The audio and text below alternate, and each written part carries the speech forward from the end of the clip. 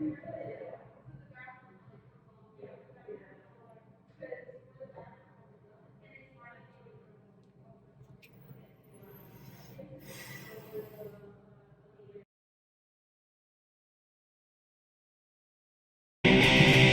heart of the night, this world will burn bright. We will set it alight. In the heart of the night, in the heart of the night, this world will burn bright. We will set it alight. In the heart of the night.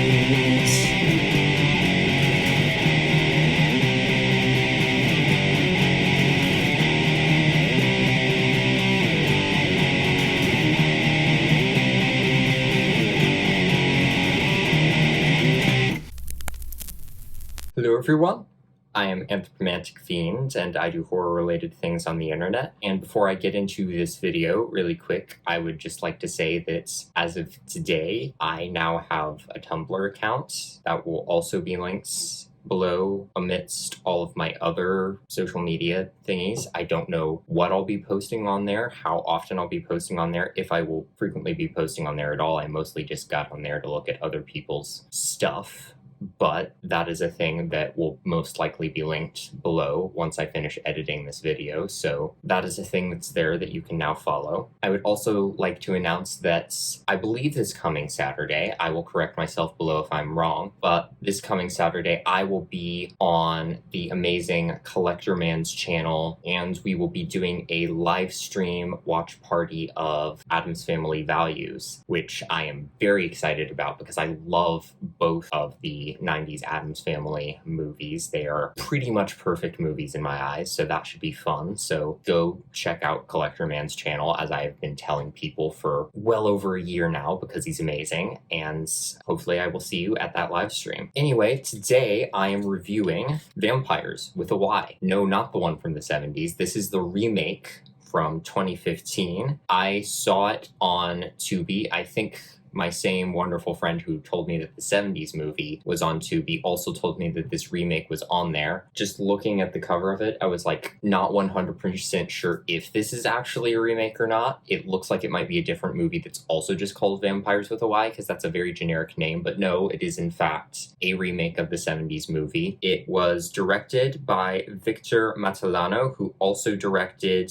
part of the horror anthology Vampyres Horror Tales, the film Wax, and the documentary Clawing: A Journey Through the Spanish Horror. And this film stars Marta Flich, it's F-L-I-C-H, who was in Omnivores, The Minions of Midas, and Synesthesia, one of the two. Almudena Leon, who was in Wax and Vampyres Horror Tales, as well as being in Sale of Paradise, Waiting, and Spanish Shame. Filet Martinez, who is in Darkness, The Art of Dying, and Thesis, and Victor Vidal, who was in Stopover in Hell, which is another Matalano movie, The Ministry of Time, and Cathedral of the Sea. And once I wrote all of those things down, because I usually try to highlight like 4 central cast members, Carolyn Monroe is also in this movie. The amazing, legendary Carolyn Monroe, who was in a lot of classic Hammer movies, who tried to pass as an American in the wonderfully ridiculous Slaughter High, and was in a bunch of other great movies, is also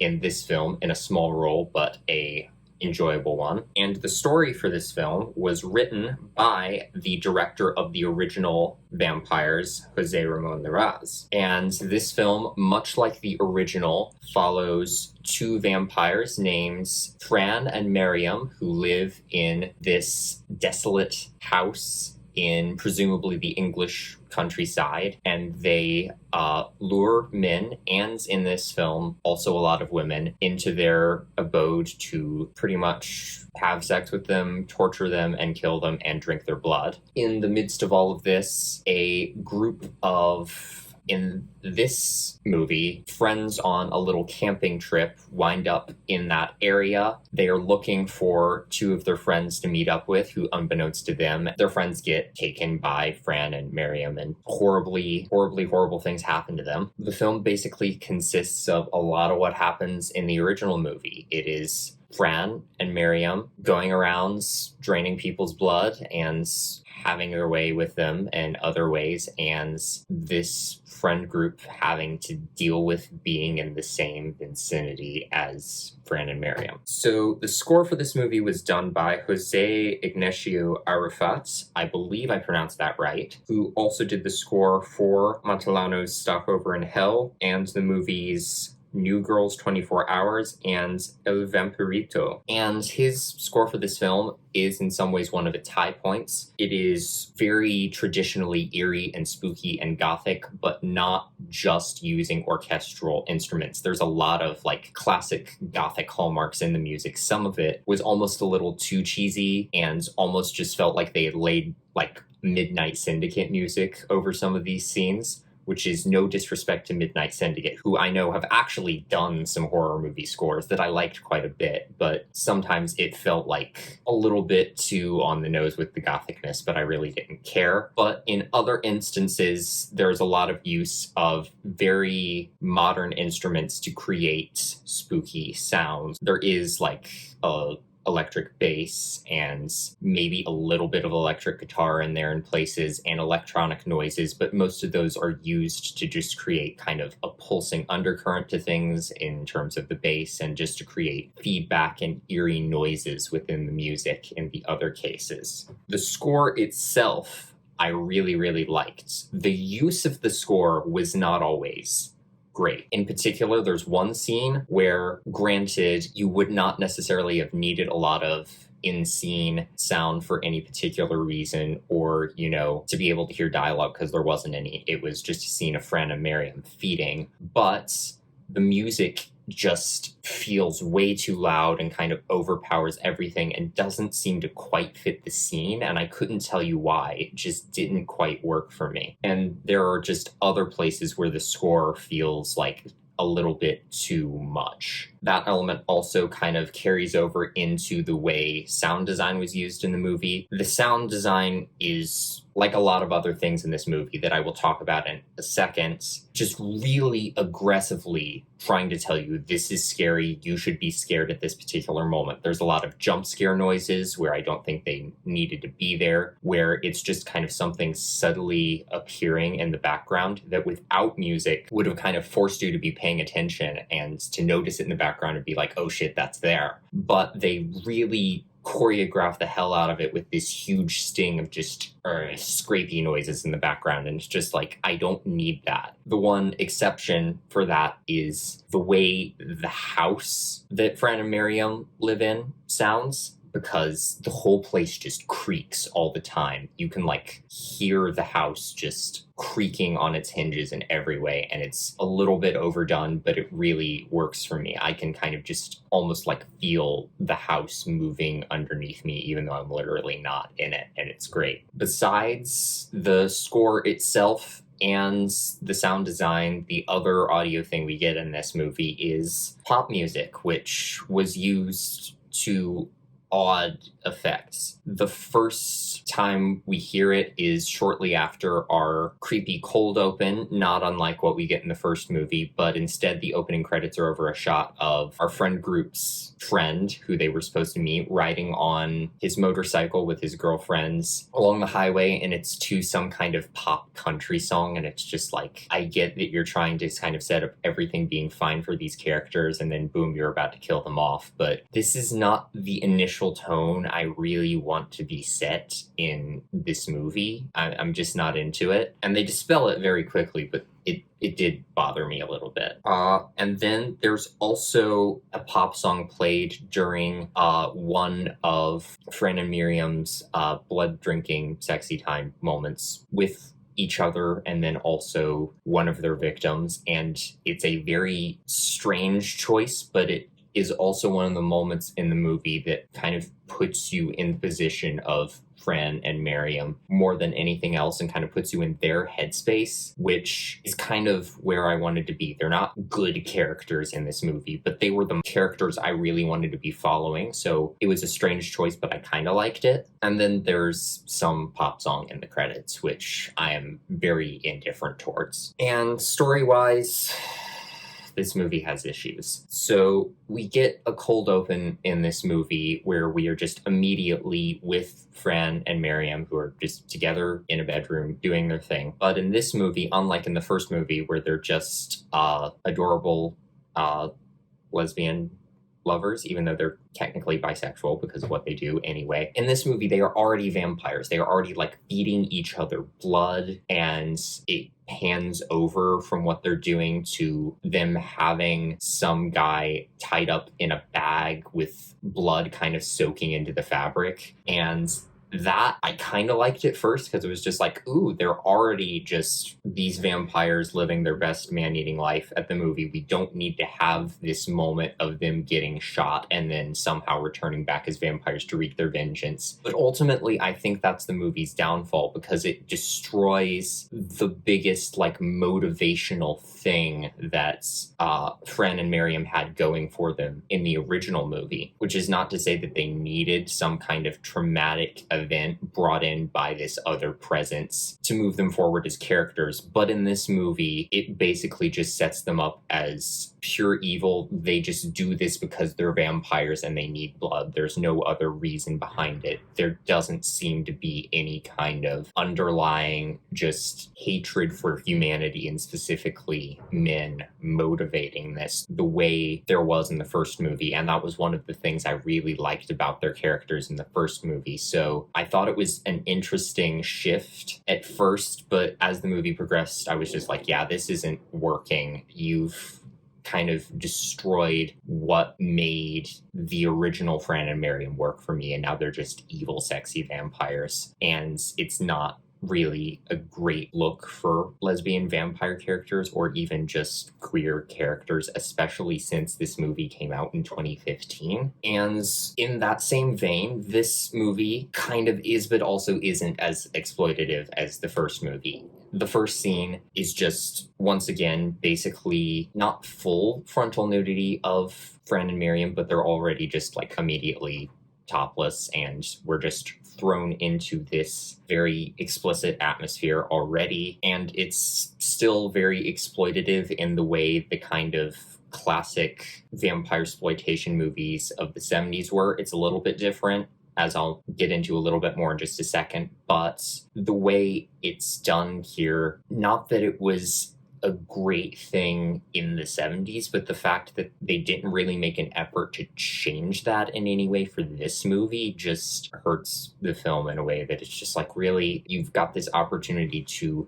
recreate your original movie and you're just doing this again, and it just feels even less motivated now. So on the flip side of that, though, the thing that bothered me about the original film, if you watch my review of that one, is it is borderline pornographic in some scenes in a way that made me intensely uncomfortable and just in some ways seemed to serve a purpose, but ultimately really kind of didn't. In this movie, the first sex scene we get where Fran is kind of draining this one man that they're keeping prisoner in their house, much like they did in the first film. I don't think it lasts nearly as long. It certainly didn't feel as long, and it is far less explicit and exploitative. And unlike the scene in the original movie, it is not kind of done in a way that is showing off Fran's body in any way, and it is done in a way where she's clearly just in power of the situation the entire time. So that particular scene I really liked as far as sex scenes go, because it was still not a comfortable experience for me, but it worked better in the context of the film for me. But just overall, there's a lot of just unnecessary blood drinking meets sexy time scenes in this movie that don't really serve any purpose and don't even serve as a thing where it's like, yay, wow, our vampiric anti-heroes fighting the patriarchy, I guess, are enjoying themselves, because they're actually just kind of awful in this movie. So I don't know. I don't know what else to say about that. It's there was potential with some things in this movie, but not most of them. As I mentioned, talking about the sound design, this movie goes for the far more direct, this is scary, you are supposed to be scared right now, be scared, we're pushing this in your face approach, which can be done well. I know James Wan does it pretty well. I like movies like Insidious, even though I have in the past complained about similar things happening in a movie like Insidious where it's like, spooky thing appears, let's choreograph it with a giant music sting. But in this movie, it really loses that kind of haunting atmosphere that I thought the original movie had, because it's inserting creepy little jump cuts and unnecessary jump scares and loud music stings, and it just feels like it's trying really hard to be the dark, gritty, extra scary reboot of Vampyres, which I didn't really need. I don't know if anyone needed it. You could have easily gone darker with it, but you didn't have to kind of put all the Hollywood conventions of here's where you're supposed to be scared. You could have, based on what the visual aspect of this movie was, which I'll get into. I'm saying which I'll get into a lot, but I will get into it. What was I even saying? With what was going on with the visual aspect of this movie, you could have easily still made it very dark, but made it a lot more of an atmospheric haunting movie instead of trying to do that, but also make it a thrill ride. Because I think those things could be balanced in the right hands, but it isn't really that balanced here. The original movie is not subtle at all, but it is not in your face telling you this is where you need to be scared. At least not usually. There's one scene at the end of the movie where it does do that, and that's the scene I freaking hated from that film. It had the potential to be very atmospheric and spooky and a little bit more subdued, if you will, or just have a bit more of just a creepy, vibey vibe, but they decided to try and throw these scares in your face, and it just doesn't work. This movie also makes you wait like a good 20 minutes before we get to talk to Fran and Miriam again. It really, really focuses a lot more on the human characters who I do not care about. I really wish they had used this movie to kind of explore Fran and Miriam a little bit more in depth and do more interesting things with them, but instead it tried to add more depth and modern sensibility to the main characters, who I will get into. Long story short, I don't think they really succeeded with that, and what they do try to add to Fran and Miriam didn't really work for me either, and I was just waiting so long to really properly see them, so it was kind of just bleh. And once again, this movie is trying really hard to be a modern update of the movie, so they will mention the internet like whenever possible, and one of the main human characters will be like, I read on the internet that this thing. And there's a scene that's kind of lifted from the original where somebody wants to make a phone call and he's like, my cell connection was lost. That's really neither here nor there, but it felt like they were trying too hard to be like, ooh, this is our modern update of the movie, in a way that was kind of annoying. And once again, like 40 minutes into the movie, we get one intimate dialogue scene between Fran and Miriam for like 2 seconds before they go into just another bloody sexy time scene again. This movie doesn't give us very many scenes where it feels like they're connecting with each other. And in the first movie, I complained about how awkward all of the sexual interactions between the characters felt and how forced they felt. And somehow in this movie, they felt more forced. Not necessarily just in an acting way. At just the everything about most things felt very superficial and like there wasn't really a point to it, if that makes any sense at all. Again, they lean really hard into a lot of cliches in this movie, to the point where it kind of turns into a slasher movie with vampires, which I would love if it was done well, but it's not. Literally, somewhere towards the end of the movie says, I'll be right back, which I can't believe they did post-Scream. One of the final shots of the film is almost directly lifted from Friday the 13th, and then plus you've just got campers in the middle of the woods. They were supposed to meet some people who got picked off earlier, and now they're kind of just getting picked off by the vampires one by one, who actually do cut people's throats with knives now, so that's a thing. And then they do the scene from the end of the movie that I really hated in the original, and they somehow managed to make it worse, because Fran and Miriam's torture of Anne is really, really drawn out in this movie, and it's not like hypersexualized the way it was in the first movie, which is something, but it's just a miserable experience to watch. I mean, I didn't really care about Anne that much in the first place, but this is just watching these two less likable versions of characters I used to like just being awful to this one character I'm indifferent towards for way too long, and it's miserable. And they like force her to open her mouth. They've got her in a cage. She's basically been stripped naked, and they like force her to open her mouth and stick out her tongue, and they're like pulling it around with tweezers. And I literally had to walk away from the screen and look somewhere else, but I had headphones in so I could still hear it, and I was still miserable. It's not what might be classed as torture porn. It's not overly gory or anything. It's just a miserable experience to watch, and there's literally no point to it. It's way too much, and I absolutely despise it. And then the end of the movie, I thought it kind of went back on the thing I liked most about where it leaves the vampires in the first movie, and then at the end it's like, wait, haha, no, we did the same thing again. So it made me really bitter and angry for a minute, and then I was like, wait, yes, I guess this is okay, but it played with my emotions and in a way that I didn't like that much. Effects-wise, there is some good kind of practical blood and gore effect. It's mostly like slit throats and just wounds on people's bodies. The overall just bloody, gory makeup effects that we get in this movie are very well done in a realistic style than they were in the first movie. I would say I think it works for what this movie is trying to do, except I don't like what it's trying to do, but you know, the effects were good,